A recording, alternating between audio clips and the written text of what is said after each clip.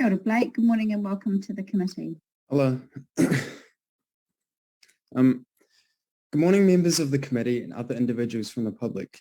My name is Blake Williams, a Year 13 student attending New Plymouth Boys High School. Because I'm only afforded 5 minutes of speaking, including questioning, I'll skip all other formalities and jump straight to it. I'm unsure as to who of you have read and remembered my written submission, so I shall go from there. I don't understand why, talking amongst a group of legislators and politicians, I have to be the voice of reason for this outrageous bill. Because, for one, this bill makes a distinction between sexuality and sexual identity, but treats them in the same respect. The former of the two requires no physical intervention, but the latter, transgenderism, and all of the other isms accompanying it, more often than not does necessitate medical intervention. This bill is the first step in stigmatizing identity-based conversations in this country. And you know how I know this? Many of the most prominent proponents of this bill claim it doesn't go far enough. As you may know, individuals such as Chanel Lau released submission templates for her followers to use when writing their submissions. Amongst the proposed changes to the bill included removing the religious exemption and including parents as potential perpetrators of conversion therapy. Even in its current state, let alone with these absurd proposals, the bill is bound to infringe on individuals' rights. According to the Medical Council of New Zealand, it is my right as a patient to be afforded a second medical opinion. Considering the first exemption of the bill is related to health services operating within their practice, this would seem to be a non-issue, correct?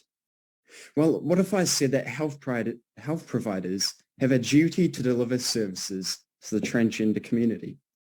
This includes, and is not limited to, feminizing breast reconstruction, masculinizing a chest augmentation, removal of the uterus, removal of fallopian tubes and ovaries, removal of testicles, facial feminization, and Adam's apple reduction.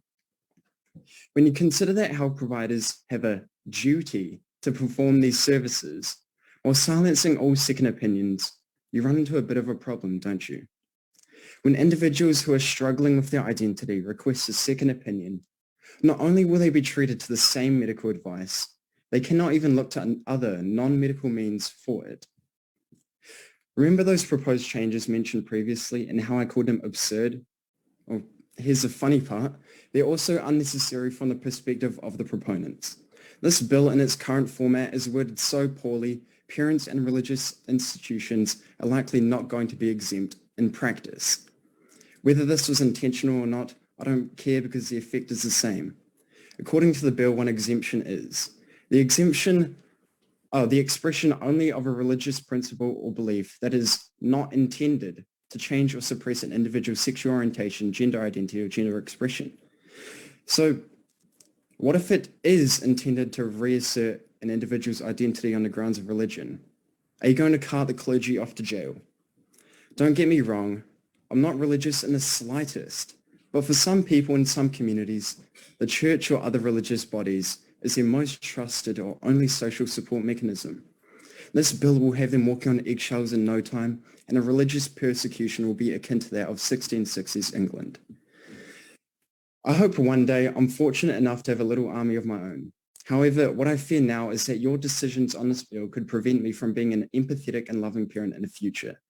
Why is it that we prohibit minors from voting, driving,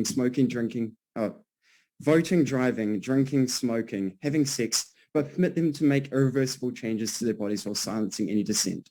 I would continue, but I'm not sure if there's going to be enough time for your questions. Thank you, Blake. We've got less than a minute. I'm a bit worried that you haven't fully understood the bill, but I don't think in a minute we've got time to explain it to you. I think you've gone for the wrong angle.